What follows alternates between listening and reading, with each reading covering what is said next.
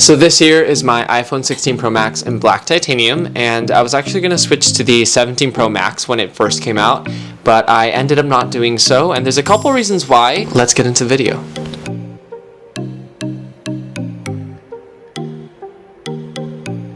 I'm gonna go work out right now, but this here is my little everyday carry. I have my phone in my left pocket usually. This will be in my right. The moment I get in my car, I put this in the cupboard, or whatever, the middle compartment. And then these two are pretty much what I take to the gym. I think I need a break, don't care how long it takes, you know. This is not the California weather as promised.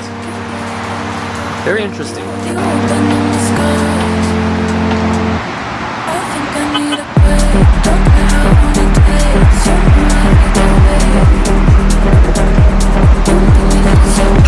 I need a So I've been using the iPhone 16 Pro Max since it came out on September 9th in 2024. And yes, I do not use a case. It's actually not my first phone that I haven't used a case on.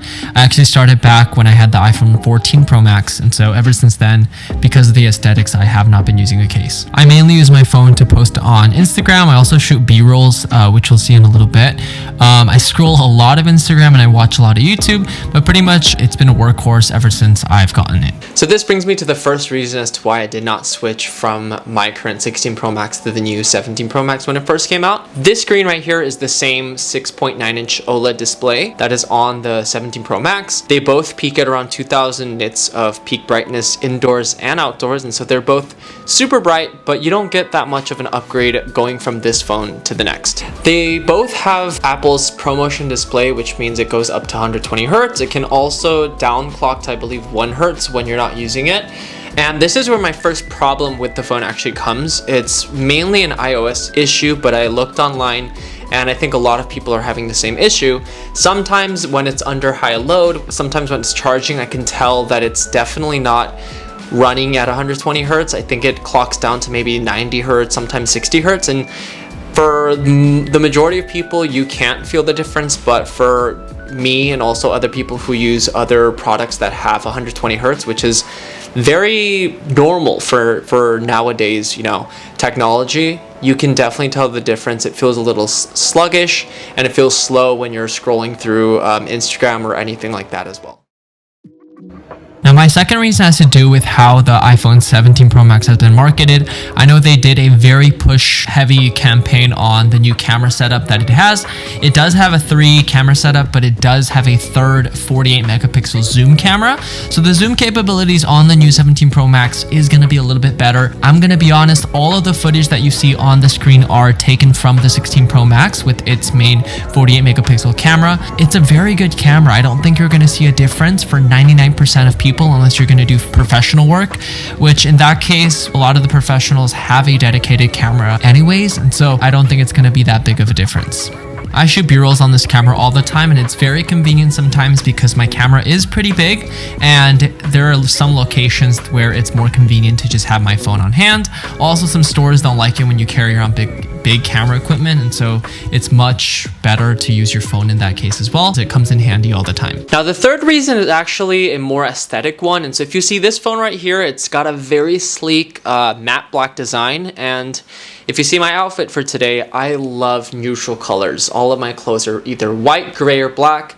And the colors that are coming out with the 17 Pro Max, those are some strong colors. I don't really have a problem with it. The first one, orange, is just something that I wouldn't, it wouldn't work with me because it's just too bright. I think I would get bored of it and it would stick out like a sore thumb with my outfits, and so that's why that didn't work. I actually was contemplating between the silver and the navy blue that they have. The silver, unfortunately, when you look at it from the front, from this side right here, you can see the frame and it sticks out like a sore thumb as well. You'll see a clip of that. But that just bothered me because my 14 Pro Max that I had before this phone was also a silver phone, and that bothered me every time I put it down. You could see the silver, it looks cheap.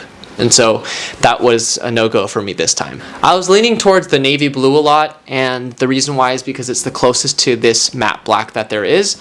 But the moment the phone came out, there were videos surfacing the internet of the blue, I guess, stainless steel getting chipped, getting scratched, and you could see the silver underneath.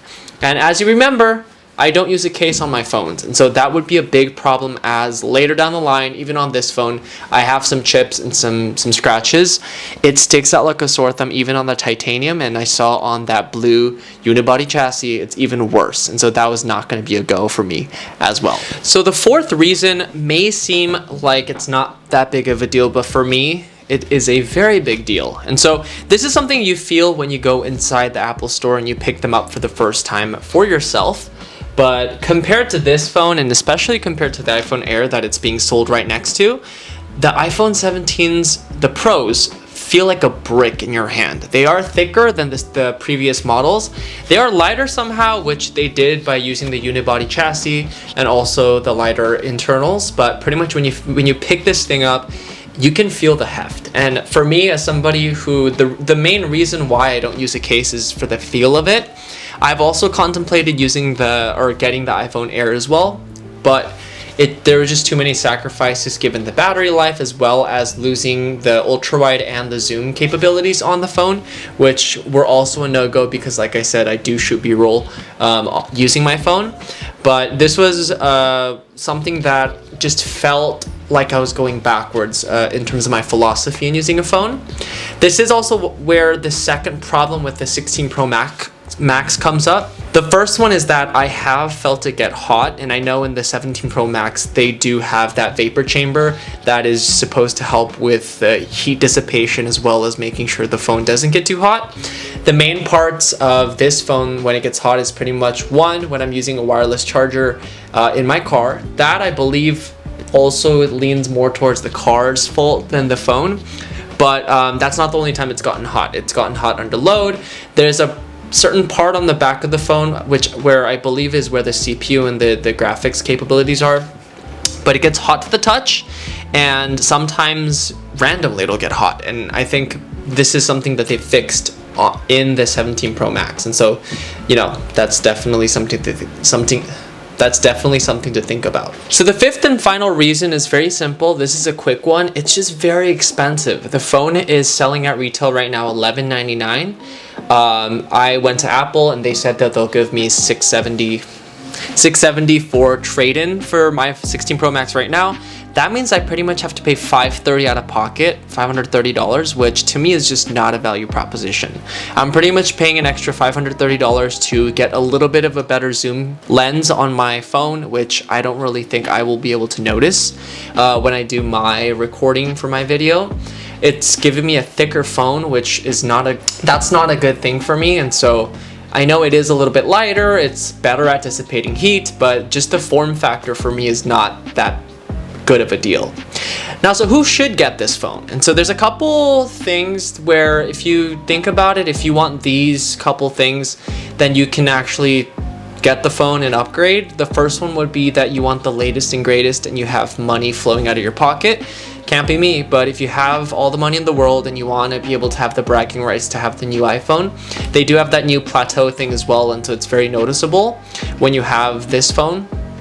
The second one would be if you shoot a lot of video and you think that your content would be benefited by that extra 8x zoom optical stabilization spiel from the new 17 Pro Max, then I guess you could go for an upgrade. Third one, if you have a phone that's dying and you're like, hey, the battery life on this is crap, if you upgrade to the 17 Pro Max, it will be an insane battery. I think it's probably the longest lasting battery that we have right now for all the flagship phones, and so if you are looking for a really good battery, this would be the upgrade for you. If you have any phone that has a 60 Hz refresh rate, to be honest, just go with the regular 17. If you have a phone with slow refresh, which would be pretty much all the regular phones below the 16, so if you have those, just go for the regular 17. It'll give you a big difference because of the 120 Hertz, the ProMotion display, which makes all the difference in the world.